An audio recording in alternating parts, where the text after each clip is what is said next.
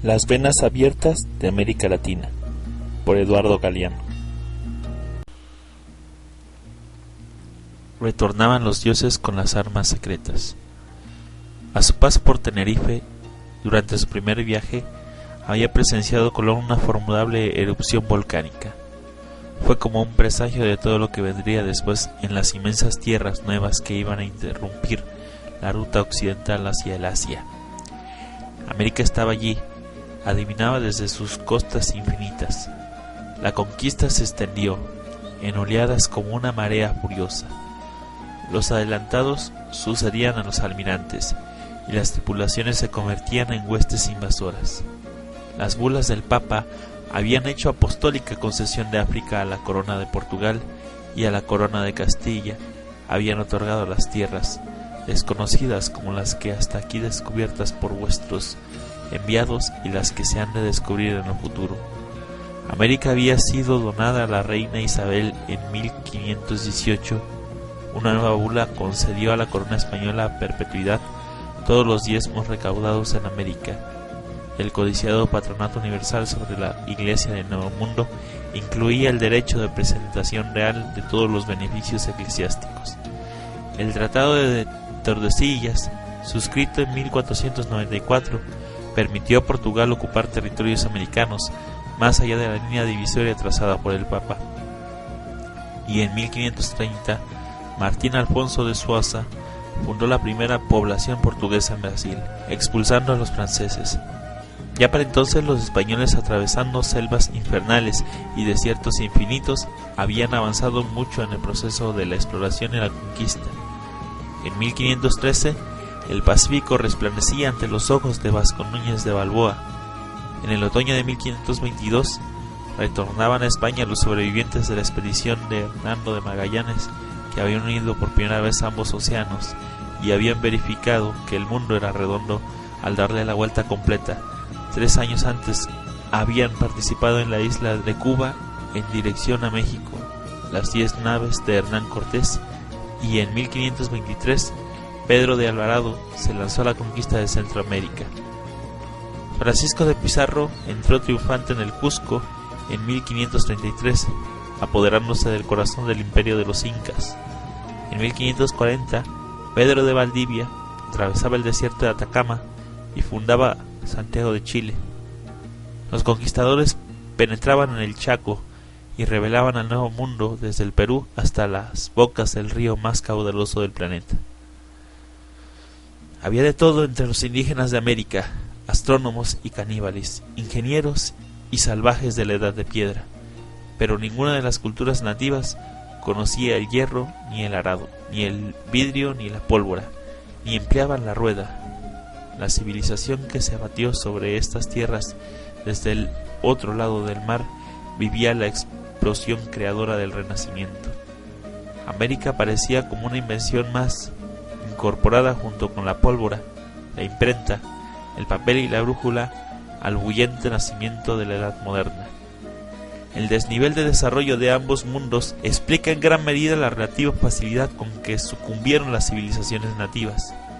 Hernán Cortés desembarcó en Veracruz acompañado por no más de 100 marineros y 508 soldados. Traían 15 caballos, 32 ballestas, 10 cañones de bronce y algunos arcabuces, mosquetes y pistolones. Sin embargo, la capital de los aztecas, Tenochtitlan, era por entonces 5 veces mayor que Madrid y duplicaba la población de Sevilla, la mayor de las ciudades españolas. Francisco Pizarro entró en Cajamarca con 180 soldados y 37 caballos. Los indígenas fueron al principio derrotados por el asombro. El emperador Moctezuma recibió en su palacio las primeras noticias. Un cerro grande andaba moviéndose por el mar. Otros mensajeros llegaron después. Mucho espanto les causó el oír cómo estalla el cañón, cómo retumba el estrépito y cómo se desmaya uno. Se le aturdaron los oídos y cuando cae el tiro, una como bola de piedra sale de sus entrañas. Va lloviendo fuego. Moctezuma creyó que era el dios Quetzalcóatl quien volvía. 8 presagios habían anunciado poco antes su retorno.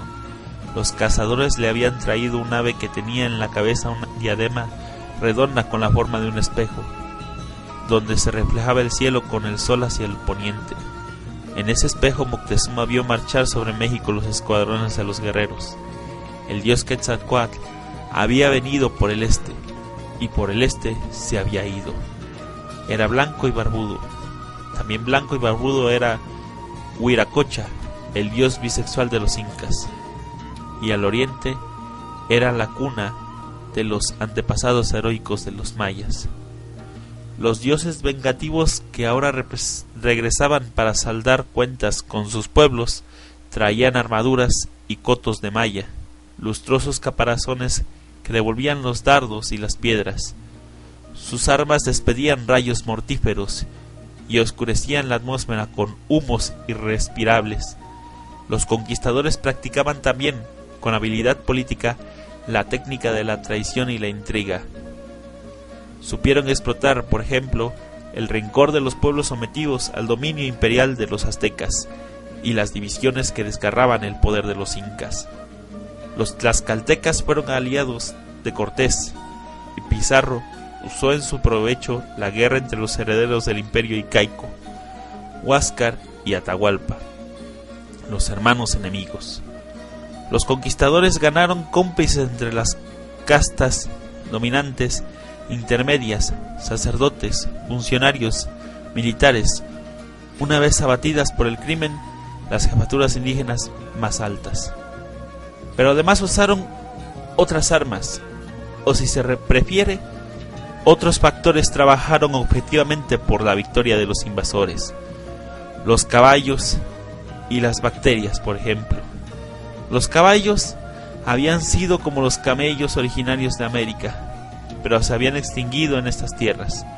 Introducidas en Europa por los jinetes árabes, habían prestado en el viejo mundo una inmensa utilidad militar y económica.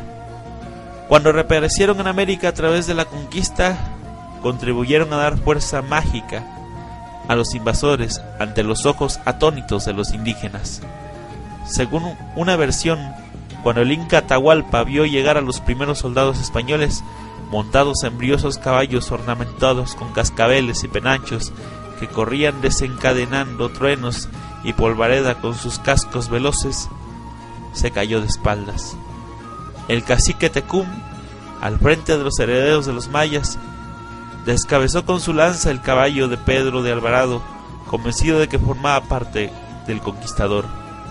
Alvarado se levantó y lo mató. Contados caballos, cubiertos con arreos de guerra, dispersaban las masas indígenas y sembraban el temor y la muerte.